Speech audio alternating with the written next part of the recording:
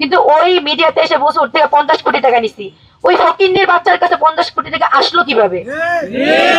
ফকিন্নির বাচ্চা 50 কোটি টাকা, ওর অফিসার, বাংলাদেশ প্রতিদিন অফিসারের কাছে 50 কোটি টাকা আসতো, গুনতে পারবে 50 কোটি টাকা ও যে আমাকে 50 কোটি দিবে?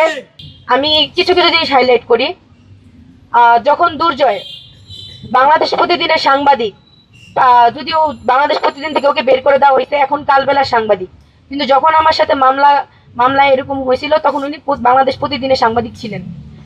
উনি প্রথমে আপোষনামা নিয়ে আসে আমাদের কাছে, যখন দেখে যে ওনার বিরুদ্ধে আমার কাছে সব প্রমাণ আছে, তখন উনি আপোষনামা, আমি ওনার বিরুদ্ধে একটা দর্শন চেষ্টার মামলা লিখেছি, তার প্রমাণও আমাদের কাছে আছে। তখন উনি আপোষনামা নিয়ে আসে। আপোষনামা সাইন করি নেই, এটা অনেকের প্রশ্ন, কেন তাহারিমা আপোষনামায় সাইন করলো না? ওই আপোষনামায় কি লেখা ছিল আপনারা আদৌ জানেন?